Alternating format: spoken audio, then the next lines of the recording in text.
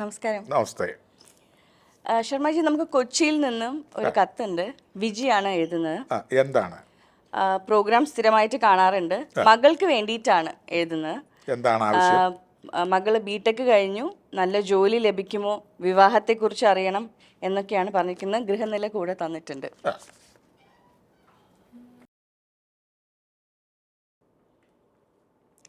വിജയുടെ മകൾക്ക്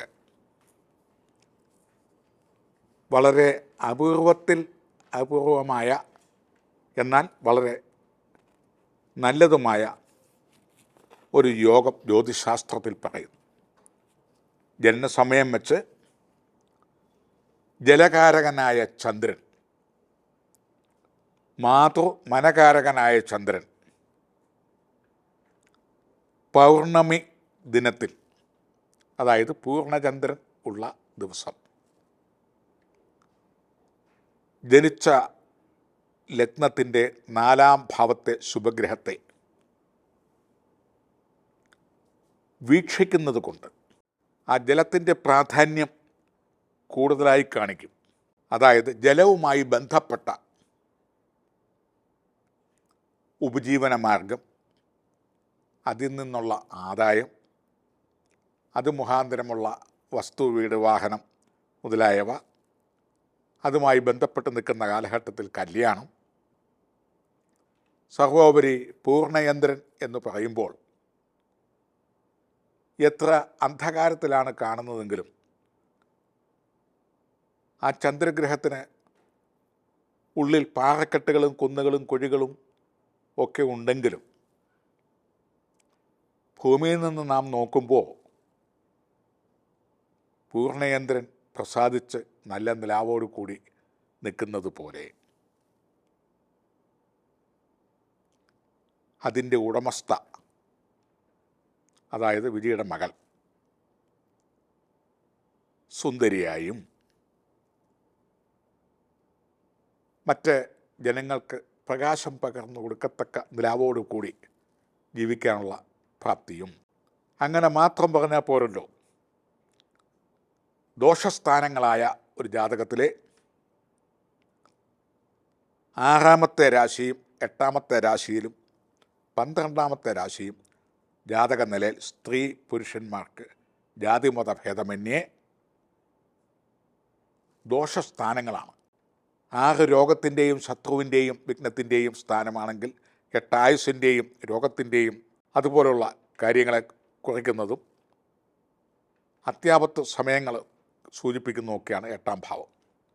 12-ാം ഭാവം ദുഃഖം, വ്യയം, ദുരിതം, ഇങ്ങനെയുള്ള സ്ഥാനങ്ങളെപ്പറ്റി വാചാലമായി പറയാവുന്നതാണ് 6ഉം 8ഉം 12ഉം ഭാവങ്ങൾ. അവിടെ ആ സ്ഥാനങ്ങളിൽ ശുഭഗ്രഹങ്ങളൊന്നും ദോഷസ്ഥാനത്തില്ല, മറിച്ച് ശുഭസ്ഥാനങ്ങളിലാണ് ശുഭഗ്രഹങ്ങൾ. വിശിഷ്യ ജനിച്ച ലഗ്നത്തിൻ്റെ 4-ാം ഭാവത്തിൽ ഉള്ള ഒരു ശുഭഗ്രഹത്തെ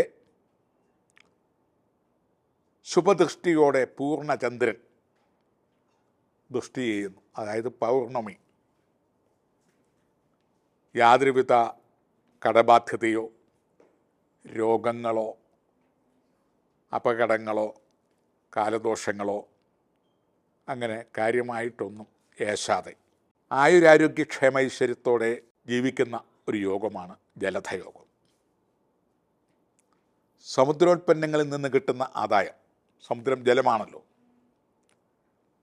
സമുദ്ര സഞ്ചാരം വഴിയോ അല്ലെങ്കിൽ സമുദ്രം തരണം ചെയ്ത് അക്കരെ കടന്നോ ഉള്ള ജോലി, ഉയർന്ന ജോലി, വിദേശ ജോലി എന്ന് നമ്മൾ പറയും. വിദേശ ധനവും സമുദ്രോൽപ്പന്നവുമായി ബന്ധപ്പെട്ട ക്രയവിക്രയം ചെയ്യുന്ന അതുമായി ബന്ധപ്പെട്ട ജോലിയോ അതിൽ നിന്നുള്ള വരുമാനവും അതിൽ നിന്ന് കാലാകാലങ്ങളിൽ നമുക്ക് ലഭിക്കേണ്ടതായ, ഒരു മനുഷ്യൻ ലഭിക്കേണ്ടതായ, ഒരു സ്ത്രീക്ക് ലഭിക്കേണ്ടതായ എല്ലാവിധ ഐശ്വര്യങ്ങളും, അതുപോലെ തന്നെ യഥാസമയത്ത് ലഭിക്കേണ്ടതായ വിവാഹവും സൽസന്താന ലബ്ധിയും കൊണ്ട് നിറഞ്ഞതാണ് ആകത്തുക. വിജിയുടെ മകൾക്ക് ജലധയോഗം എന്നൊരു യോഗം പൂർണ്ണമായിട്ട് ഉണ്ട്. ഈ ഒരൊറ്റ യോഗം മതി മറ്റ് എല്ലാവിധ സുഖസൗഭാഗ്യങ്ങളും ഉണ്ടാവാനായിട്ട്. കൂടുതലും പൂർണ്ണ ചന്ദ്രൻ ഉള്ള വാവ് പൗർണമി മുതൽ അടുത്ത 15 ദിവസത്തേക്കിന് ചന്ദ്രന് ശക്തി കൂടുതൽ ആയിരിക്കും. ആ ദിവസങ്ങളിലൊക്കെ ആയുരാരോഗ്യക്ഷേമം ഐശ്വര്യം ഏകുമെന്നല്ലോ ചൊല്ലി നന്ദിമണി. ആയുസ്സും ആരോഗ്യവും മുഖപ്രസന്നതയും സന്തോഷവും സാമ്പത്തിക ലബ്ധിയും കുടുംബൈശ്വര്യവും ഒക്കെ ഒരു മാസത്തിൽ 15 ദിവസം കണിശമായിട്ടും കിട്ടും. അപ്പം ബാക്കി 15 ദിവസം കിട്ടുകയില്ലേ എന്നല്ല, ആ 15 ദിവസം കൊണ്ട് തന്നെ ഏറ്റവും എല്ലാ ഭാഗ്യങ്ങളും ആ ഒരു മാസത്തേക്ക് കിട്ടും. അതുപോലെ തന്നെ ആയുഷ്കാലങ്ങൾ മുഴുവൻ ഈ ജലത യോഗത്തിൻ്റെ സമ്പത്ത് അനുഭവിക്കാനും അതിൽ നിന്ന് കിട്ടുന്ന വരുമാനങ്ങളും അതിൽ നിന്ന് ഉരുത്തിരിഞ്ഞു വരുന്ന ഭാഗ്യങ്ങളും സന്താനങ്ങളും എല്ലാം കൊണ്ടും നിറഞ്ഞ ഒരു ജീവിതം ജലധയോഗം കൊണ്ട് പറയാം. ചന്ദ്രനെ എത്ര കണ്ട് പ്രസാദിപ്പിക്കുന്നോ അത്രയും നല്ലത്. അതായത് ഉണ്ണിയപ്പത്തിനും നെയ്യപ്പത്തിനും നെയ്യ് എത്ര കൂടുന്നോ അത്രയും നല്ലത്.